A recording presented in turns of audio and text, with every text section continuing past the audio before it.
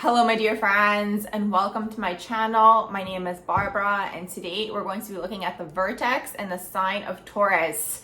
So this video is for you if you do have this placement. If you're a cross watcher, welcome as well. The Vertex in our natal chart deals with fated events, fated encounters. So most of the time the Vertex is going to be on the right hand side of your natal chart, okay? So usually houses 4 through 9 is where you're going to find the Vertex. If it's on the other side, okay, you want to bring it over into the opposite side because it needs to be in these houses because they're the different types of relationships that you're going to be dealing with. So the house is going to tell us what type of relationship is going to be this fated encounter, and then the sign is going to give us insight as to what type of encounter it's going to be. Another thing with the Vertex in our natal chart also is that this is more so a more recent discovery, okay? They didn't really use it in ancient astrology. So you can kind of look at it as more unconscious, okay? We're not aware of this as much, which kind of adds more so to like the fated energy of it because it's like you're unconsciously bringing this energy in to learn something through this experience. So really quickly, if you have it in the 4th house, this is going to be home relationships, okay? You're going to be experiencing these events.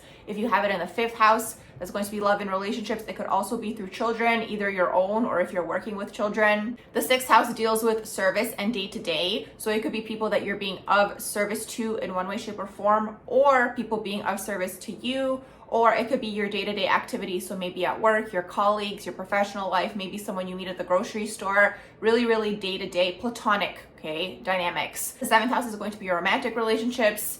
8th house is going to be anything to do with like joint finances, joint assets, okay, the merging of energies. It can also be your intimate and sexual relationships as well. So that's kind of what area it's going to be in. If you have it in the sign of Taurus, basically for you guys, what this means is your fated events are going to be revolving around money, finances, your own personal money, maybe being financially independent, learning how to be financially independent, okay? And then the house that it's in, these are the people that you're going to be learning these lessons through, okay? It deals with assets, it deals with material things, it deals with acquiring wealth, building as well, okay? So through this, you can maybe meet someone and that person inspires you to start building something, okay? Whether it's literal building, like building a house or building an app or building your own empire, however it manifests. But the main thing, if you do have your Vertex in the sign of Taurus, is that throughout your life, you're going to be forced to learn to be financially independent through other people, okay? So maybe you're gonna have a lot of debt. You're gonna have to learn how to eradicate that debt, for example, okay?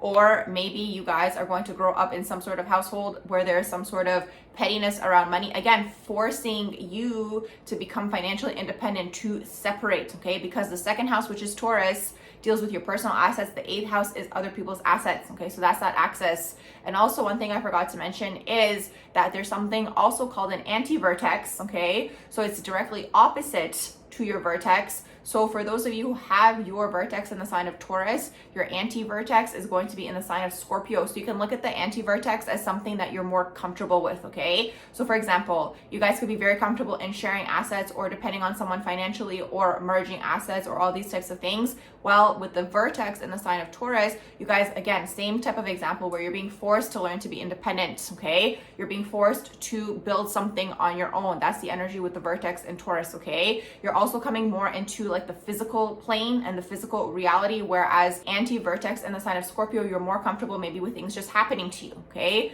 These types of things. So that's really what's going on with the Taurus energy in there and the Vertex sign. It's like you're having these fated events that are pushing you in this direction to acquire wealth. So you might have this underlying desire anyways within you, right? You want to acquire wealth, you want to acquire material things, you want to basically master the earth plane, okay? And your circumstances in your life, again, depending on what house it's in, these are the types of people that are going to push you in that direction. It's fated, okay? It's fated events. So I'm going to wrap up this quick little video here on the Vertex and Taurus. I hope you guys did enjoy it. If you did, please do like, share, and subscribe. And I hope you all have a beautiful rest of the day.